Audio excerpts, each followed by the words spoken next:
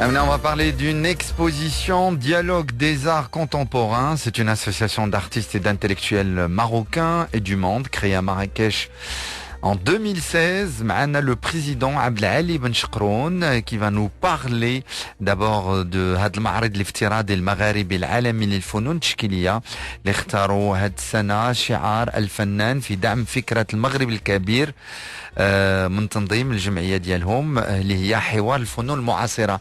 أهلا بك سي بن شكرون. اهلا وشكرا على الاستضافه. مرحبا بك.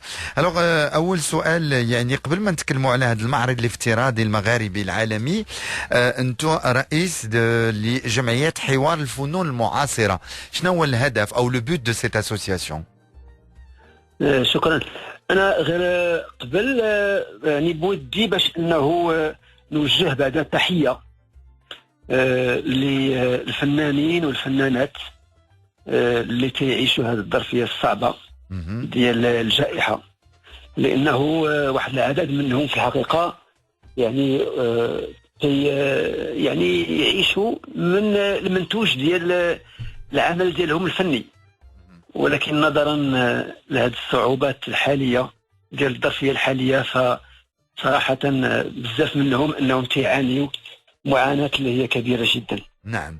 ولهذا انه كنوجه لهم تحيه خاصه وتقدير خاص، وخاصه انه يعني هذا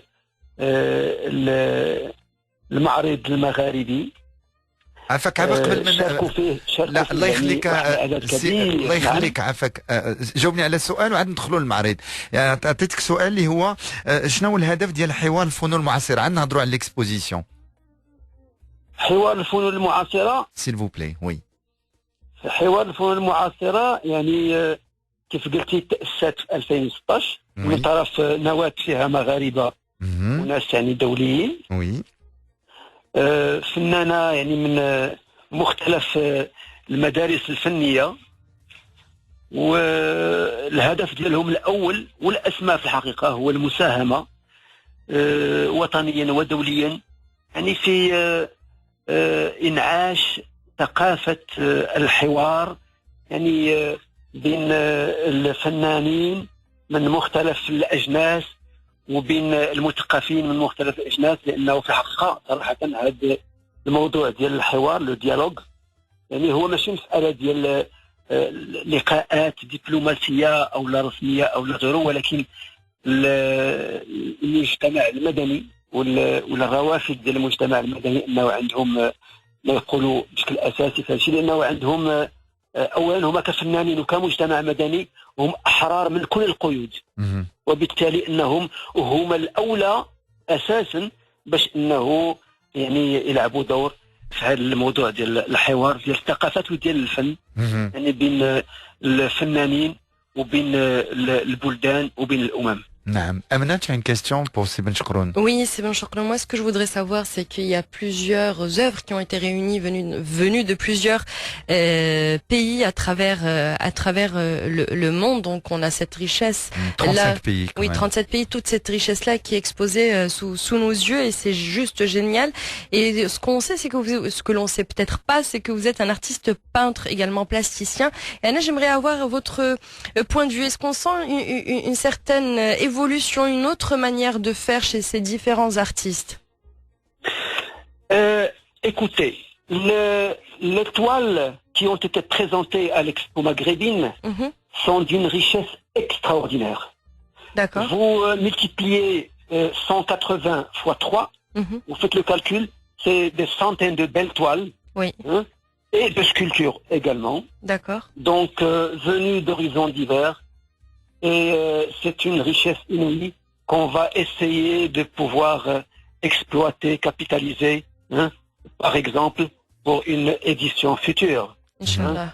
Donc nous personnellement, dans Dialogue des arts contemporains, c'est pas d'abord les thématiques des toiles des artistes qui nous intéressent directement. D'accord, et justement, ces thématiques... Ce qui nous intéresse directement, excusez-moi, ce qui nous intéresse directement, c'est que la devise, l'action, l'artiste en soutien à l'idée du Grand Maghreb a été une thématique fédératrice qui a séduit tous les artistes, non seulement maghrébins ou arabes, mais bien au-delà. Franchement, avec 37 pays de l'Asie, de l'Afrique, des pays arabes, de l'Europe, c'est quelque chose qui est extraordinaire. Qui montre quoi? Qui montre que notre région n'est pas ignorée. Au contraire, c'est une région qui est connue. Nos problématiques sont connues. La question et la problématique du rapprochement des peuples, c'est quelque chose qui est fondamental et qui est aimé et adoré par les artistes, qui sont d'abord des gens pacifistes, des gens qui aiment la beauté, qui aiment le bonheur, qui aiment la joie et qui aiment les peuples et le rapprochement des peuples. Donc ce qui nous intéresse, c'est essentiellement ça. D'accord. Donc les toiles, pour revenir à votre question, effectivement, elles sont très belles. Peut-être, moi je discutais tout à l'heure avec une amie, pour ne pas la nommer, c'est Soumia Abdelaziz, qui est une très grande dame. Mais c'est une artiste chanteuse aussi. Par exemple, une chanteuse aussi. Pardon? Et chanteuse aussi. Absolument, absolument, qui est très dynamique et tout et tout. Et on a parlé tout à l'heure d'un projet, éventuellement d'un catalogue qui serait effectivement quelque chose de très très beau. Mais bon, là aussi, là on va pouvoir en parler. Les moyens sont ce qu'ils sont, mais on s'en plaint pas.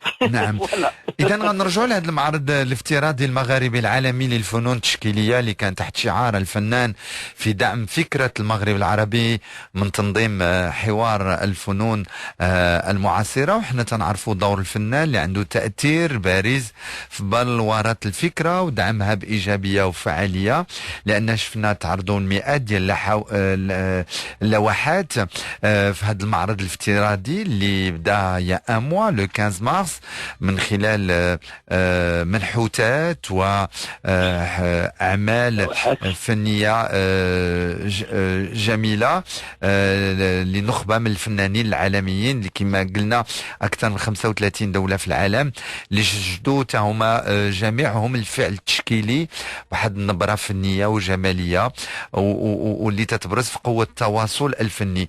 إذا هذه المفردات الفنية والثقافية من خلال هذا الشكل اللي درتوه، لأنكم فتحتوا واحد الحوار اللي هو مهم، هو في حوار الفنون المعاصرة، هذا الفضاء التواصلي المغاربي بدعم هذه الفكرة ديال المغرب الكبير.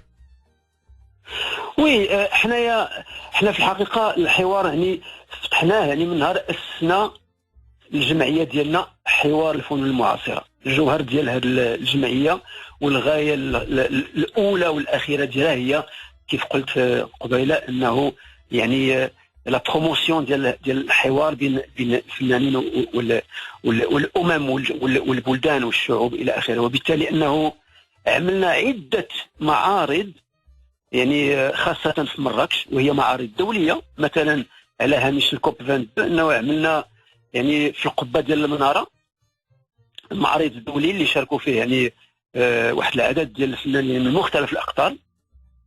وعملنا أيضا يعني في لو فيلاج لا زون فيرت ديال الكوب 22 elle-même avec des ateliers de calligraphie etc. وعملنا également d'autres salons internationaux بحال مثلا في المسرح الملكي في مراكش وفي بالم بلازا في مراكش. وهذه المعارض الدولية هي دائما كانت كتكون يعني على هامشها ندوات على الفن، وهذا هو اللي جميل. كنعتبروا بأنه هذا واحد النوع ديال القيمة المضافة بكل تواضع اللي كيكون فيها هاد الخبراء الفنانين وأيضا يعني عندهم خبرة في المجال ديال حتى النظريات الفنية والتقنيات الفنية إلى آخره، وساهموا بعروض اللي هي مهمة في يعني الامور التقنيه والنظريات الفنيه اللي كاينه. ولهذا انه كيكون مجال ديال نيت فعلا تجسيد هذا الحوار هذا. الان تجي هاد الاكسبو مغربين كامتداد لهذه المعارض كلها، والاخوان المغاربيين والجزائريين اللي كيكونوا كيحضروا معنا في هذه المعارض الدوليه كنا دائما كنناقشوا باش نديروا معارض مغاربي. نعم. جات هادشي ديال الجائحه وقلنا ما كاينلاش انه يبقى كيتاخر هادشي اكثر، انا نديرو فيرسيون افتراضيه. نعم فوالا لو فيرتوال بانه حتى هو مارش تري بيان، ويمكن كاع انه في الحقيقه كيف كنشوفوا كلنا انه سمح باش انه يكون التواصل مع هذا العدد الكبير اللي ما كناش كنتصوروا حنا بنفسنا، بحيث انه 180 ديال الفنانين من 37 بلد واكثر من هذا، يعني عشرات ديال الطلبات اضطرينا اننا نعتذر لهم لانه تغلبنا يعني اعتذر على هذه الكلمه، يعني لانه كان العمل كثير جدا والنواه ديال العمل على كل حال يعني هي الاسكالي في لو كونتكست اسوسياتيف اتسيتيرا. دونك كانت يمكن تكون مئات ديال الفنانين، يعني غير باش نقول لك. دونك الحوار كاين ودائما كان وغادي نستمروا فيه، وكنفكروا وكنشوفوا كيف قلنا في الفيديو اللي طلقناه في هذه اليومين الاخيره اللي كتهيئ لا كلوتور، انه كنفكروا في لا دوزيام ايديسيون ان شاء الله اللي غادي يمكن تكون، وربما يمكن الا ما كانش لو كونتكست بحال هذا الشكل ربما تكون يعني دون لو ريال بلوتو كو دون لو فيرتوال ان شاء الله. وهذا هو السؤال اللي كان عندي، كونتيست يوغا ان دوزيام اكسبو كوم سا. تنتمنى لكم التوفيق. المعرض الافتراضي راه باقي، يغيست انكور 2 جور حتى لو 15 افريل.